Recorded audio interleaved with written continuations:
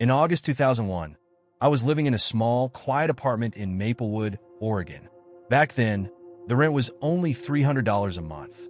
There were about a dozen one-story units arranged in a horseshoe shape around a central courtyard, and most of my neighbors were easy to get along with. All except one. I'd be in my room or the living room and hear shuffling outside my window several times. I didn't think much of it until I heard it again after a phone conversation.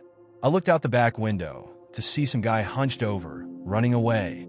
I was furious and hoped he hadn't heard too much of what I'd said, or worse, was scoping out my space to try to break in later.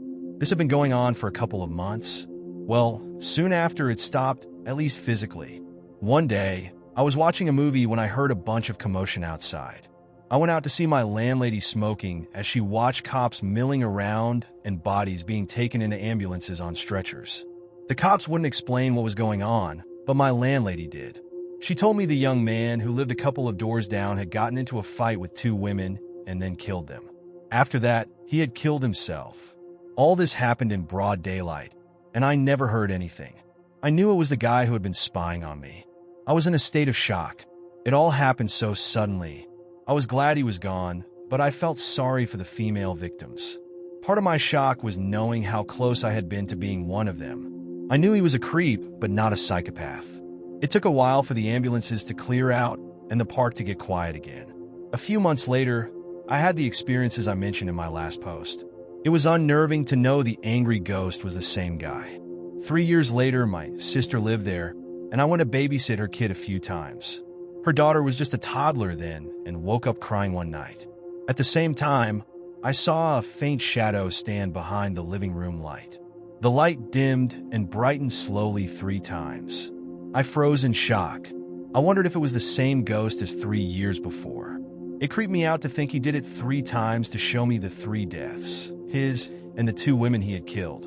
I never told my sister because I didn't want to freak her out, and I hoped the ghost left her daughter alone. She moved out not long after that, but I wondered if she saw anything. What's worse than having a peeping Tom ghost is one who continues being one after death. This happened in 2002. You wouldn't think such a small basement apartment that was more like a dollhouse would be haunted.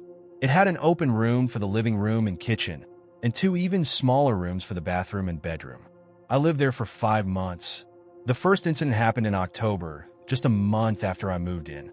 I was awakened by a long, black man-shaped swirling mass just inches from my face. It had no face but moved its head as if looking back and forth between my face and my body. It also made motions with its bottom half, as if it were trying to have sex with me, but I couldn't feel it. I screamed at the thing to get off me, and it flew backwards into the wall behind it until it quickly faded to a smaller gray shadow.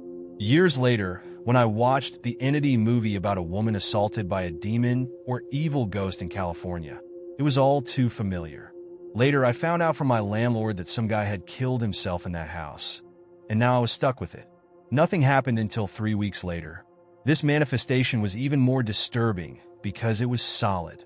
Again, it woke me up sitting on my bed. It leaned over me, and I could feel my feet rolling into its weight. I woke up in a panic, and no one was there. I also felt an angry presence in my room shortly before that, so I knew something was going to happen. I thought, that's it, I'm out of here.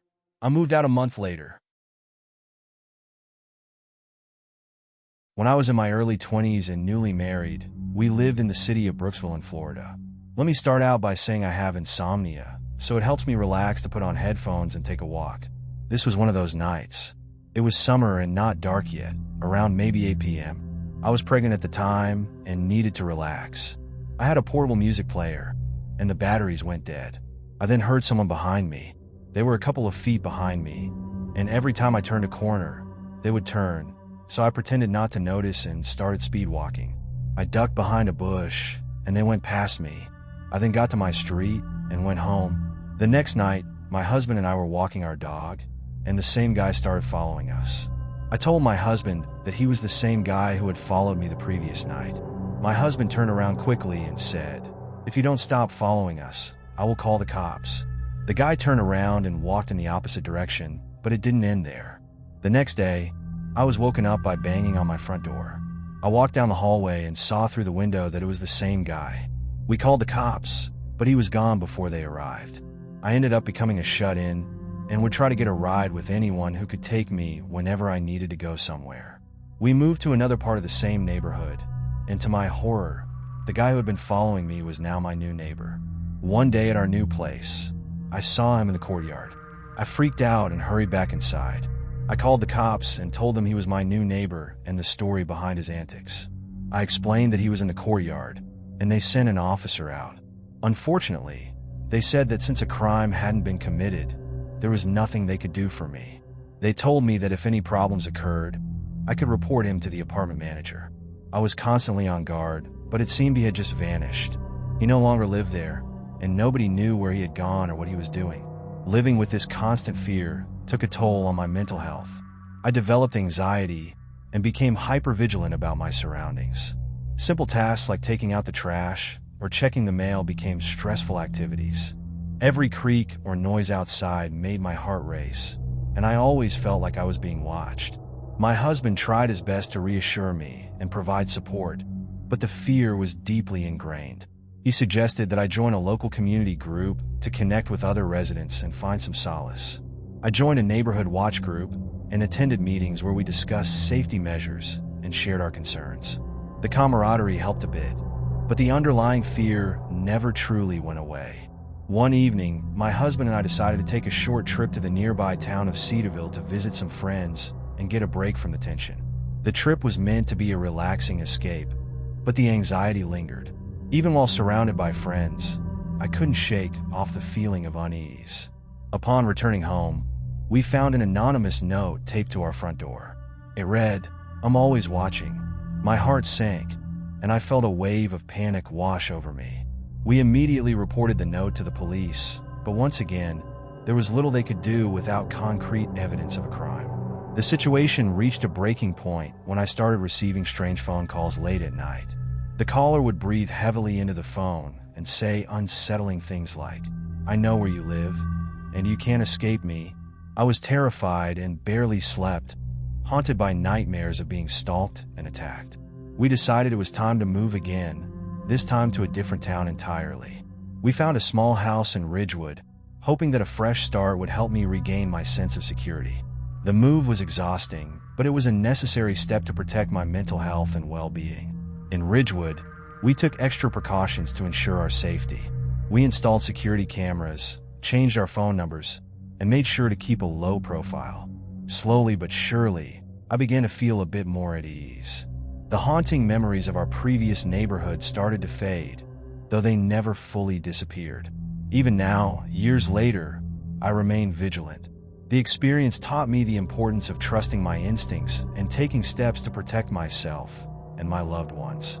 While I can't erase the past, I've learned to live with it and use it as a reminder to stay aware and cautious. This experience has had a lasting impact on my life, shaping the way I approach safety and security. I've become more proactive in ensuring the well-being of myself and my family. I attend self-defense classes and have encouraged my friends and loved ones to do the same. Knowledge and preparedness have become my tools to combat fear. As a result of this ordeal, I've also found solace in my hobbies and pets. My cat, Marmalade, has been a great source of comfort and companionship. His playful antics and calming presence have provided much-needed distractions during times of stress. I've become an advocate for pet adoption, believing that pets can be incredible sources of emotional support.